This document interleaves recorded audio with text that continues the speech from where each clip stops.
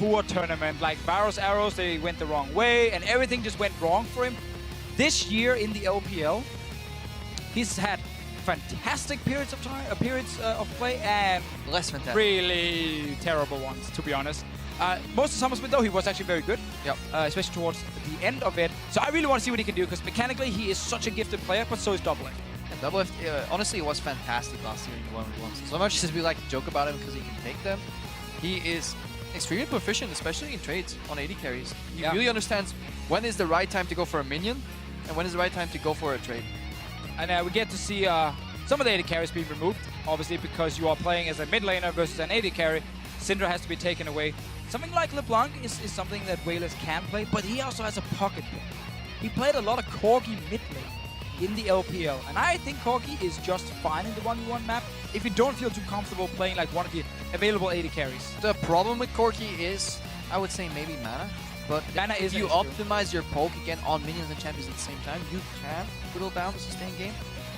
One final ban remaining here. I like that we're getting rid of, hopefully we get a cannon ban so we can still see things spiced up. Yeah, some new things all the time. I think there's been a lot of diversity so far, which has been very interesting to watch. Things like Tom Kench is still available. Not expecting any of these two guys to play it. That one was probably not needed versus Doublelift. Wrong guy in the bot lane, I feel, with that ban. They might be setting up for the LeBlanc pick that he wants to go for, though. If you play versus Draven, the dash cancel is embedded in that kit. Obviously, other AD carries can't do that. Because if you screw a LeBlanc out of her W advancement, obviously, you're going to have a hard time. Would be great to finally see LeBlanc here. She's a pick that's obviously banned quite often after the rework. She's definitely the strongest assassin right now, but too strong here and there as well. And it is a champion that We1less has played so many times in the past. Always been a great assassin player.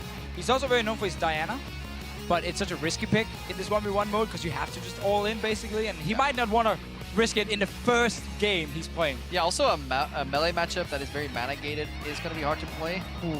Oh. New Twitch could be very interesting for 1v1s. Yeah, one of the problems though in this matchup specifically is that when Twitch will throw down his poison, which is such a big part of stacking up the poisons, of stacking up the poisons for expunge in the early game, LeBlanc can obviously like jump out of it very easily, so it can be actually hard to get enough stacks on her. But she has to jump out of it defensively, because if Twitch plays, let's say, you know, that happens, you throw out your W, LeBlanc advances forward, she's playing in the minion wave as well, where she kind of has to fight the Twitch and the minions, and then if she goes backwards, she gets more stacks on the back end. Yeah, she should be able to out-trade him though, if she actually gets in the face of the Twitch and his W is lying in the back where the distortion came from. That should be fine for We1less here. It's definitely like the burst mage versus the AD carry who wants like longer trades, fully stack up the poison. Risky choice from Doublelift, but Twitch is super good right now. Level 6 actually introduces an interesting spike for Twitch, because the sheer amount you can outrange the LeBlanc with, making her kind of engage very predictable. She can just always close the gap so easily against the Twitch. Like, yes, he can outrange her for like 1 or 2 hits. I mean, that might be enough. I mean, this champion is very squishy. Exhaust is king on the Howling Abyss. Yeah.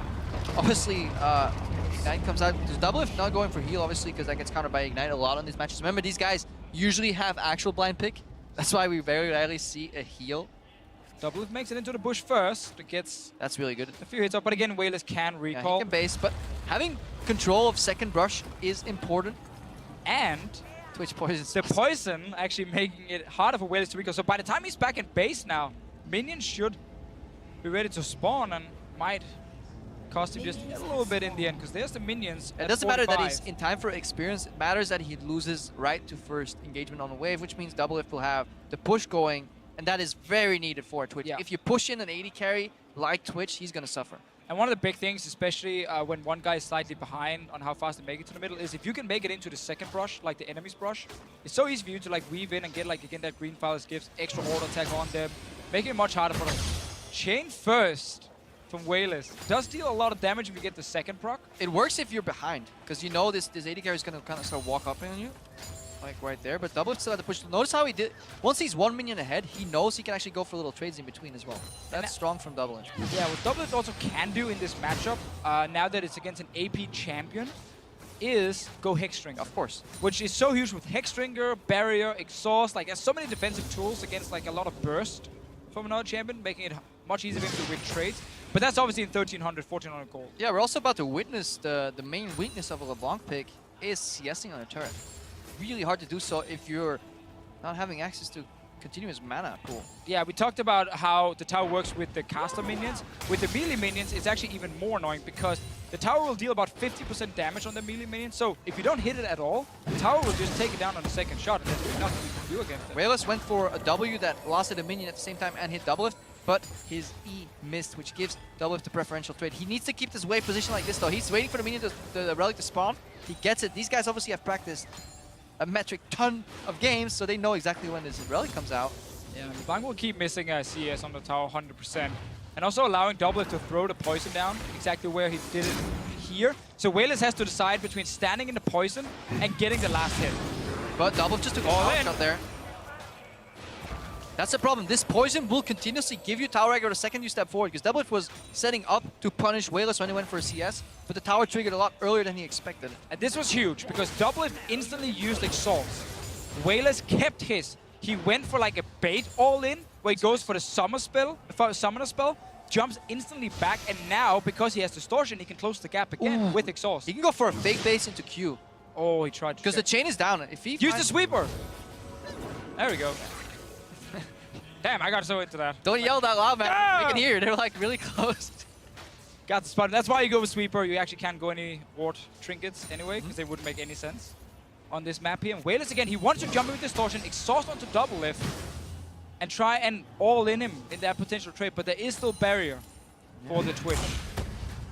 Well, this is going to be big punish. Second, the W misses here. The momentum shifts to Doublelift. The lane is neutral right here. Doublelift has access to the creeps earlier. Look, yeah, he's just going to use that W for wave clear. Doublelift taking control again of the matchup. Definitely, but We1less constantly moving forward. It seems like he just wants a bit of poke damage. Now Doublelift will have to be so careful because We1less can actually engage and take him down. I like how We1less is playing like the poke game. It looks like he's all-inning every time, but he instantly jumps back. Yeah, Doublelift sitting on 1,200 gold, going to base here. Bought a Thorn's Blade, and then we're like, whoops, wrong item, sold it again. And of course, it's going towards Hexstringer. We1less might have to just push this out and go back because he doesn't want to be this many items down. But once level 6 first, most likely.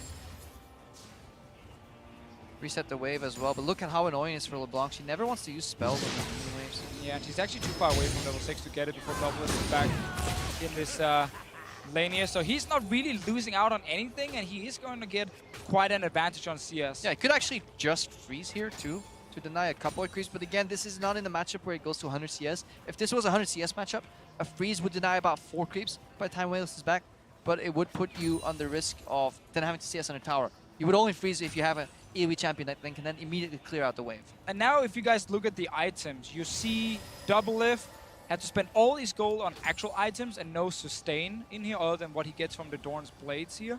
Where We1less actually managed to get some sustain with the potion, and that can be very important when he's jumping in and poking and then jumping back and trying to out-sustain a little bit. We are looking at a minor experience advantage for Doublelift, though. This may just end once he hits level 6. He is super close right now. You guys can't see it from the camera. It's obviously blocking it. I really like that trade from We1less there. He jumps in with the W, so he applies his Signal of Malice, the passive now. Oh, we'll actually see if they're going all in. 3 chains. He can go for it. Just go for it, man. One more hit.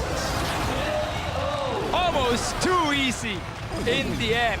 As soon as he got level 6, yeah, jumps in. We hype it up. Minion wave positioning, Hexstringer timings. Didn't matter at all. The level 6 from Twitch. Oh, he knows. It's a great tool in team fights. In the 1v1, it did make a big difference. It's a great tool in 1v1s if you actually outrange somebody. If you like mindlessly walk up to a brush. Of course.